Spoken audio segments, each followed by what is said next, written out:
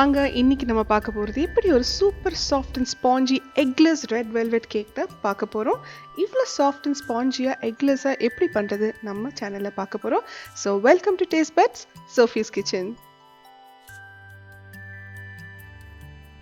இதுக்காக காய்ச்சாத பால் ஒரு கப் எடுத்திருக்கேன்.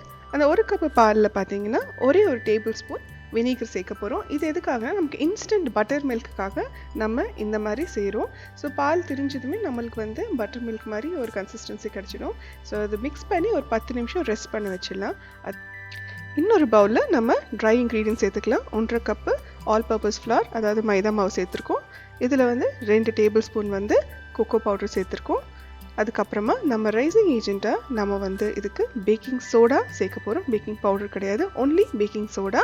1 டீஸ்பூன் பேக்கிங் சோடா நம்ம சேர்த்துக்க போகிறோம். இப்போது சுகர் 1 கப்பு. இதெல்லாம் மிக்ஸ் பண்ணி நம்ம பக்கத்தில் வச்சுக்கலாம்.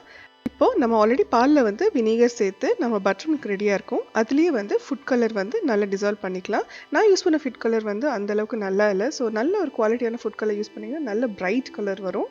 இதில் ஒரு 1/4 கப் தயிர் சேர்த்துக்க போகிறேன்.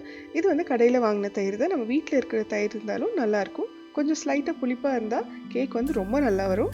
ஸோ இப்போது இந்த தயிரும் சேர்த்து நம்ம எல்லாம் மிக்ஸ் பண்ணி வச்சுட்டு இது நம்ம ட்ரை மிக்ஸில் ஆட் பண்ணிக்கலாம். இந்த ரெட் வெல்வெட் கேக்கில் நம்ம எக் யூஸ் பண்ண போகிறதில்ல. ஸோ அந்த ஸ்பாஞ்சினஸ், அந்த சாஃப்ட் அண்ட் டெக்ஸ்சருக்காக தான் நம்ம இந்த தயிர் சேர்த்துருக்கோம். இது நல்ல ஸ்பாஞ்சியாக நல்ல டெக்ஸ்சர்டாக கொடுக்கும். அப்புறம் ஒரு 1/4 கப் ஆயில் நம்ம சேர்த்துக்கலாம். இதோட சேர்த்து நம்ம ஒரு 2 டீஸ்பூன் லெமன் ஜூஸ் சேர்க்க போகிறோம். ஆமாம், லெமன் ஜூஸ். இந்த லெமன் ஜூஸ், இந்த கர்ட் தான் நம்ம இருக்கிற இன்க்ரீடியன்ஸ் எல்லாமே பார்த்திங்கன்னா ரைஸ் ஆகி நல்லா சூப்பராக சாஃப்டாக ஸ்பாஞ்சியாக நமக்கு ஒரு சூப்பரான ரெட் வெல்வெட் கேக் கிடைக்கும். ஃப்ளேவரிங்காக 1 டீஸ்பூன் அளவு வெனிலா எசன்ஸ்,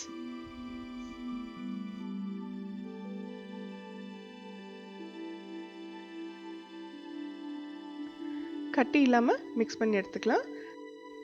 எனக்கு கலர் சாட்டிஸ்ஃபேக்டரியாக இல்லாதனால நான் ஒரு 2 டேபிள் ஸ்பூன் பாலில் இன்னும் கொஞ்சம் ஃபுட் கலர் ஆட் பண்ணி மிக்ஸ் பண்ணியிருக்கேன். அதனால தான் இப்போ கலர் நல்லா பிரைட்டாக இருக்குது. நம்ம பேக் பண்ண அப்புறமா தான் ஆக்சுவல் கலர் எப்படி இருக்குதுன்னு நம்மளுக்கு தெரியும். இப்போது நம்ம ஒரு பேக்கிங் ட்ரேயில் கீழே ஒரு பார்ச்மெண்ட் பேப்பர், அது பேக்கிங் ஷீட் போட்டு நம்ம ட்ரான்ஸ்ஃபர் பண்ணி எடுத்துக்கலாம். லைட்டாக ஷேக் பண்ணோன்னா பபிள்ஸ் எல்லாம் இருந்தால் ரிலீஸ் ஆகிடும். இது ஒரு சின்ன ட்ரிப் நான் உங்கள் கூட ஷேர் பண்ணிக்கணும்னு நினைக்கிறேன். நம்ம மைக்ரோவேவ், அதாவது இந்த மாதிரி ஒரு கன்வெக்ஷன் நம்ம மைக்ரோவேவ் யூஸ் பண்ணும்போது பேக்கிங்காக இந்த மாதிரி ஸ்டாண்ட் ஒன்று கொடுப்பாங்க. இந்த ஸ்டாண்டில் பார்த்திங்கன்னா 2 வகையாக நம்ம யூஸ் பண்ணலாம். கீழேயும் மேலே யூஸ் பண்ணலாம். இந்த சின்ன லெக், இந்த கால் இருக்கிற மாதிரி பொசிஷன் பார்த்திங்கன்னா கீழே இருக்கும். ஸோ அந்த மாதிரி யூஸ் பண்ணும்போது நமக்கு ஹைட் டிஃப்ரென்ஸ்க்காக யூஸ் பண்ணுறது.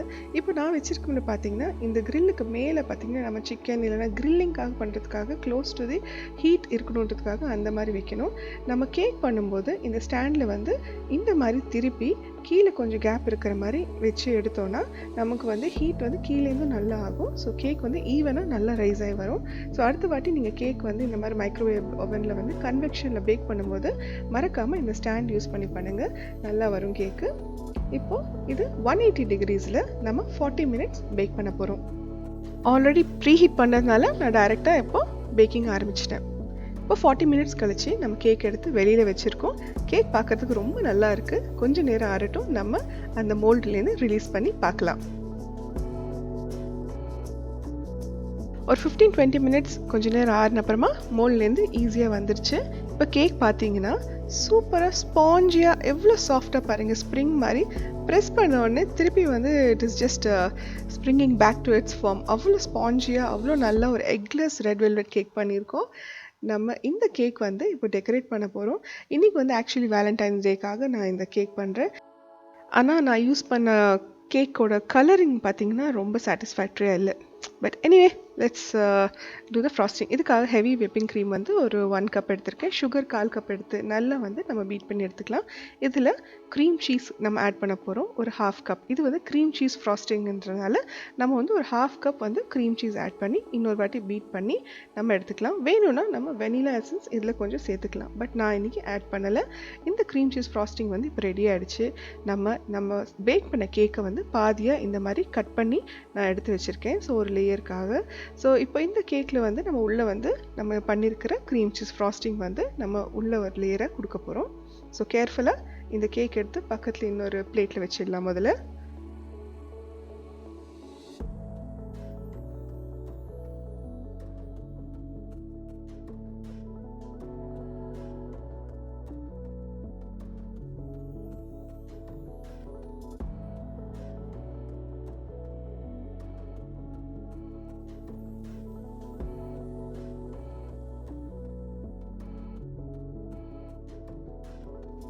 இந்த கேக் வந்து நம்ம இருக்கிற ஃப்ராஸ்டிங் வந்து நல்ல ஒரு சிம்பிளாக ஒரு பேசிக்காக ஒரு லேயர் வேண்டிய ஒரு கேக் கொடுத்துட்டு நம்ம வீட்டில் வந்து இன்றைக்கி வந்து ஸ்ப்ரிங்கிள்ஸ் மட்டும்தான் இருந்தது. ஸோ அதனால் ஐம் ஜஸ்ட் யூஸிங் ஒன்லி இந்த மாதிரி சுகர் வெர்மிசெல்லின்னு கிடைக்கும். ஸோ இந்த மாதிரி ஸ்ப்ரிங்கிள்ஸ் வந்து கப் கேக்காக வாங்கி வச்சுருந்தேன். ஸோ அந்த கேக்குக்காக நான் வந்து ஜஸ்ட் சிம்ப்ளி ஒரு பேசிக்கான ஒரு டிசைன் தான் ஆட் பண்ணியிருக்கேன். ஸோ நம்ம க்ரம் கோட் பண்ணிவிட்டு நம்ம மேலே வந்து இந்த ஸ்ப்ரிங்கிள்ஸை வந்து தூவி விட்டோன்னா அவ்வளோதாங்க, நம்ம சூப்பரான red velvet cake ready. So சாயந்தரம் பசங்க வந்து வந்தப்புறமா கேக்கெல்லாம் கட் பண்ணி we had a beautiful delicious eggless Valentine's day special red velvet cake. கண்டிப்பாக ட்ரை பண்ணி பாருங்கள், உங்களுக்கு ரொம்ப பிடிக்கும். ரொம்ப சாஃப்ட் அண்ட் ஸ்பஞ்சியாக அவ்வளோ டேஸ்டியான ஒரு கேக் அவ்வளோ சுலபமாக செய்யலாம் நம்ம வீட்டில். இந்த ரெசிபி பிடிச்சிருந்ததுன்னா மறக்காமல் லைக் பண்ணுங்கள், ஷேர் பண்ணுங்கள். அண்ட் ஆல்சோ நம்ம சேனல் இன்னும் நீங்கள் சப்ஸ்கிரைப் பண்ணலைன்னா தயவு செஞ்சு சப்ஸ்கிரைப் பண்ணுங்கள். தேங்க்யூ ஸோ மச் ஃபார் வாட்சிங். இன்னொரு வாட்டி இன்னொரு ரெசிபியில் பார்க்கலாம். நன்றி, வணக்கம்.